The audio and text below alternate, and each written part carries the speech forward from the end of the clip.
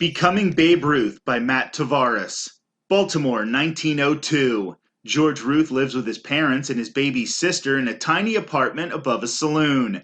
Most days he skips school and roams the streets. He steals tomatoes from a vegetable stand and throws them at passing wagons. He sneaks into the saloon and takes money from the register. Finally, when he's 7 years old, his parents decide enough is enough. On June 13, 1902, George stands with his father outside St. Mary's Industrial School for Boys. Tears well up in George's eyes. He squeezes his father's hand and begs him for one more chance, but it's too late. St. Mary's is a school, not a prison, but the 800 boys who live there call themselves inmates. Every day, the inmates wake up at 6 o'clock sharp. They wash, get dressed, go to church, then hurry to the cafeteria. They eat breakfast in complete silence. If they talk, they might get whipped. They eat the same food every day. They go to class, they go to work, they follow the rules. George does not like following rules, and he does not like going to class. He misses his parents and his baby sister. But there's one thing that he does like about St. Mary's. Almost every day, after all his work is done, George gets to play baseball.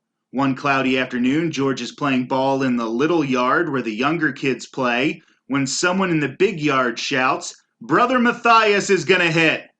The game stops. George grabs his glove and runs after the other boys. Brother Matthias jogs past the crowd with quick pigeon-toed strides. He stands at home plate and tosses a baseball into the air. Then, holding the bat with just one hand, he takes a gigantic uppercut swing, then sends the ball soaring high above the big yard, over the outfield, beyond the trees. He repeats this magnificent act again and again. George pushes his way to the front. He has never seen anything like it. Years pass, and after a while, St. Mary's starts to feel like home. George has lots of friends. He works in the tailor shop and becomes an expert shirt maker.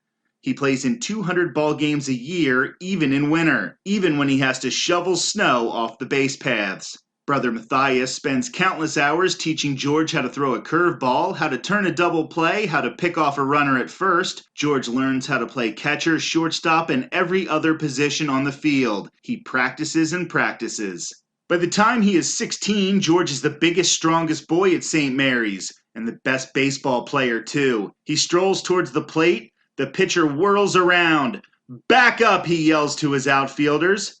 They're already running. Someone in the outfield yells, "George is gonna hit!" The younger boys run from the little yard to watch. The pitcher winds up. George takes a gigantic uppercut swing and sends the ball soaring high above the big yard, way over the outfield, beyond the trees. George circles the bases with quick, pigeon-toed strides. One day, George hits 3 home runs in a game. Another day, he strikes out 22 batters. As soon as the game ends, still in his baseball uniform, he joins the school band in the bleachers and pounds away on a big bass drum. Crowds of people come to watch him play. They tell their friends about him, and their friends tell their friends. Soon, word spreads all the way to Jack Dunn, the owner of the minor league Baltimore Orioles. On February 14, 1914, Mr. Dunn goes to St. Mary's and watches George pitch for 30 minutes. He offers him a contract right then and there. 2 weeks later, George says goodbye to his friends. Brother Matthias shakes his hand. "You'll make it, George," he says. He opens the gate and George walks out. Outside the gate, everything is new. George gets to ride on a train. He gets to stay in a hotel. He gets to eat dinner at a restaurant. "Where'd they get this kid?" one of his new teammates asks. "He's one of Jack Dunn's new babes," another teammate replies. After that, they all start calling him Babe. Soon, even the newspapers are calling George by his new name, Babe Ruth. The season starts, and Babe Ruth is one of the Orioles' best pitchers. Some days, he plays for the Orioles in the afternoon, then rides his bike to St. Mary's and spends the evening playing ball with his friends. He plays so well that halfway into the season, the Orioles sell his contract to the Boston Red Sox. On July 10, 1914, he boards a northbound train on his way to the major leagues. Before long, Babe Ruth is the best pitcher in baseball. In 1916, he leads the league with a 1.75 earned run average. In 1917, he wins 24 games. His team wins the World Series 3 times, in 1915, 1916, and 1918. In 1919, the Red Sox switched Babe Ruth to the outfield to keep his powerful bat in the lineup every day. With his grand uppercut swing, he launches home run after home run high into the right field bleachers. Back at St. Mary's, Brother Matthias and the boys read about him in the newspaper every day. On January 5th, 1920, they're shocked by the front page news. Babe Ruth has been sold to the New York Yankees for $125,000, the largest sum any team has ever paid for a baseball player. Babe Ruth arrives in New York City in the spring of 1920 and quickly becomes the biggest celebrity in the biggest city in America. A flock of newspaper writers follow him everywhere he goes. He wears fancy clothes, custom tailored just for him. He drives fast cars and throws wild parties. He eats enormous amounts of food. He does whatever he wants. And he clobbers the baseball like nobody ever has. Halfway into his first season as a New York Yankee, he has already broken baseball's single-season home run record. All across America, baseball fans are mesmerized. They've never seen anything like it. Everywhere he goes, people cheer for him. Newspaper writers make up new nicknames for him: the Batterer, the Colossus, and the Sultan of SWAT. But there's bad news from Baltimore. A fire has swept through St. Mary's Industrial School for Boys. Nearly every building has been destroyed. Babe Ruth has an idea. He writes a letter to Brother Matthias.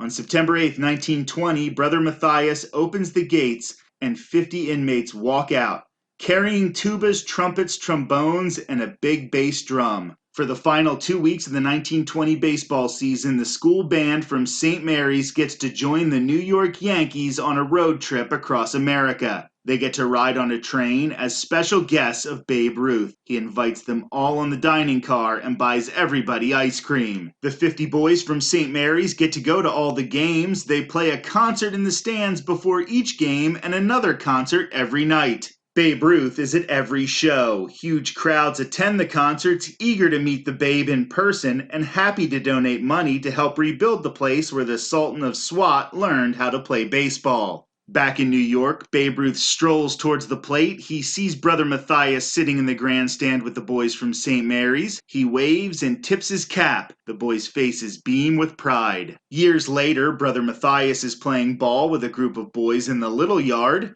Outside the newly rebuilt dormitory, someone in the outfield yells, "He's here!" The game stops. All the boys run to the big yard as fast as they can. George tosses a baseball up in the air and takes a gigantic uppercut swing that sends the ball soaring high above the big yard, past the outfield, beyond the trees. The boys cheer with delight as he repeats this magnificent act again and again.